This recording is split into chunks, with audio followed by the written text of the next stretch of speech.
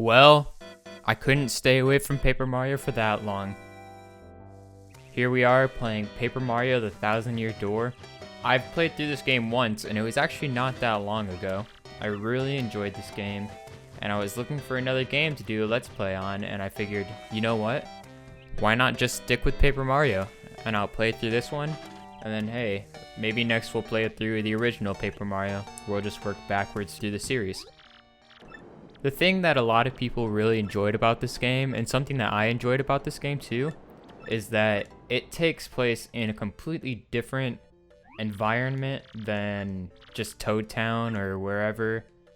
Like, you're in just a completely random place, Roguesport. You're going to all these different, as you can see on the map, all these different places that have never been seen before in any Mario game. And this game just seems to break all the rules of standard Paper Mario games, or not standard Paper Mario games, but just standard Mario games. Like, there's a whole new set of enemies that we've never seen before, the X-Nauts. There's all these new characters that we've never seen. We get to see the Piantas again. Everything in this game is just so different from any other Mario game we've played. So I'm excited to play this game, and I hope you guys do enjoy watching it. And here we are right away, within the first 10 seconds of moving, already getting straight into a fight.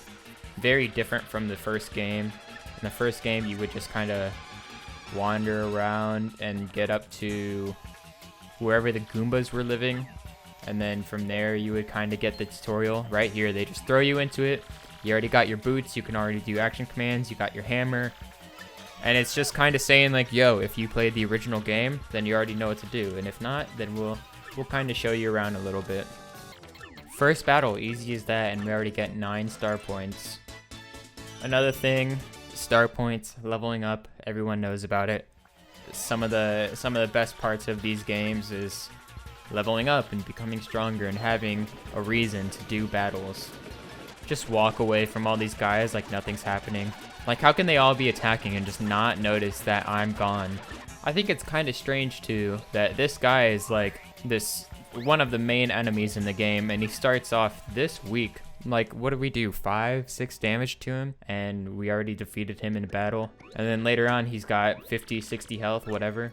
I also really like about this game that even when there's normal dialogue going on, as you can see in the background, there's things going on in the game world that you can watch and read.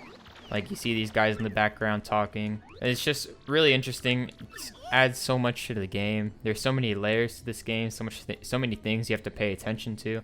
And I feel like it really does add a layer of, like, you see something happen and you don't particularly understand it until you play the game a second time. Like, it feels like it's worth playing this game even though I've already played through it once. Because there's all these small things that you notice that, like, oh, this happens, and it kind of foreshadows later in the game, but you don't really know it's happening. I guess that is the joy, or that is the purpose of foreshadowing.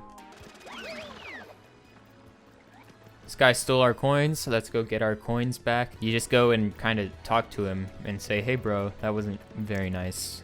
Can you give me my coins back? And he gets mad because you're pesky and you annoy him. And he's just chilling in here with all these cockroaches. Yep, and we get all our coins back. I don't really know why we would need all of them. It's pretty cool that you start with 100 coins. That's enough to like buy a nice badge or something.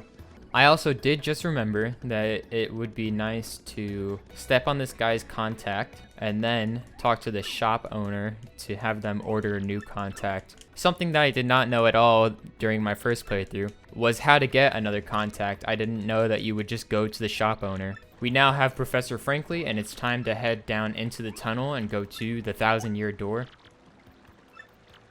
Oh, I just accidentally started a tutorial. Well, let me skip over this real quick. I actually did not know about that. What the heck? I skipped the tutorial the first time. I didn't know that there was a super guard.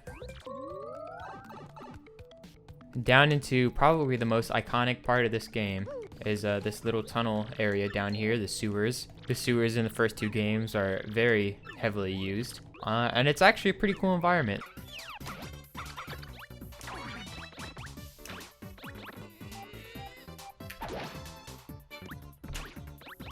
Okay, obviously my timings are a little rough. I'm not really the best with action commands right now. I missed a hammer and a couple blocks during that. Pretty embarrassing because that's like a tutorial. Now we just ride this platform down the tunnel. And another bit of foreshadowing showing us that the punies are a thing. I know that thing really piqued my interest when I first saw it. I was hoping that we could follow it, but obviously you can't until you get the paper ability that lets you walk between bars. But there's just so many things in this game that hint at things later on, and it just really makes you want to keep playing. But here we are handing in the black key, and the chest opens and this purple guy comes out and curses us with the ability to turn into an airplane so we can move on and get on to the 1,000-year door. Use this platform right here to land on top of the yellow block on this other side, and that'll take us to the 1,000-year door where we can finally show off the map and learn where the first star piece is.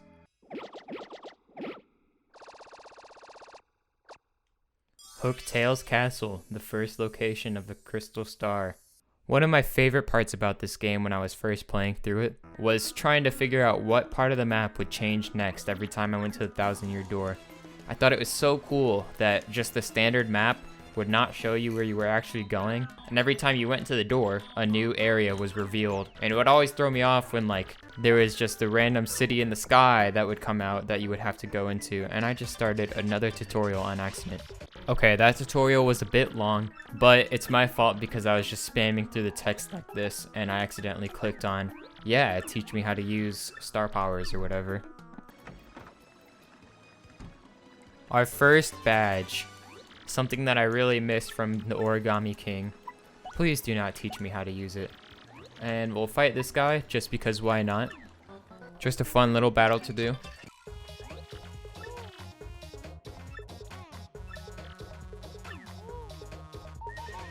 This guy's trying to tell us to run.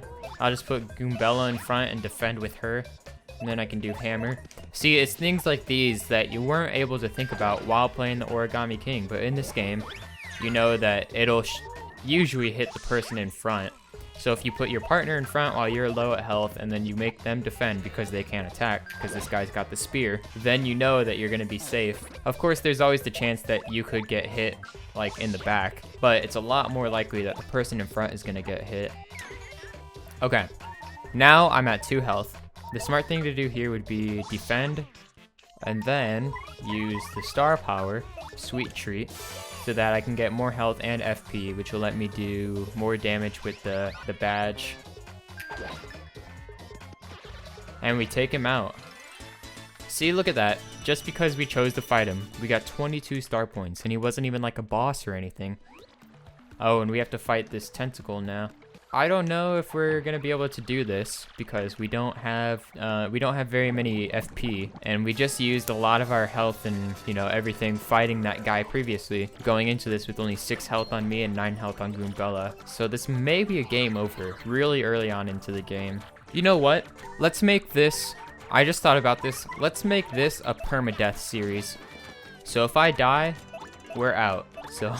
Hopefully I don't die right here, because I just missed both those action commands.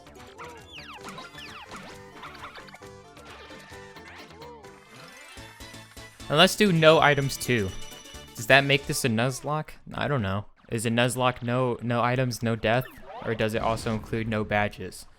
No badges just seems like it'd be too hard.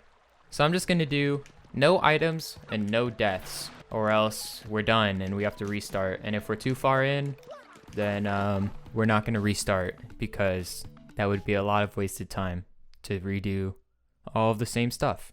Chapter 1. Now that we have established the rules and we're on to our first area, I think I'm going to call the episode here. I know it's a bit of a short one, and I know that all we did really was the tutorial.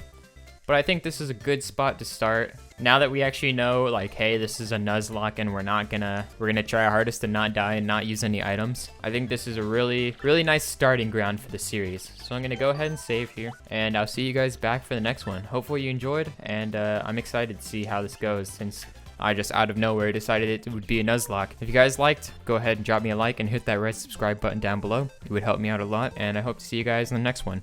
Peace.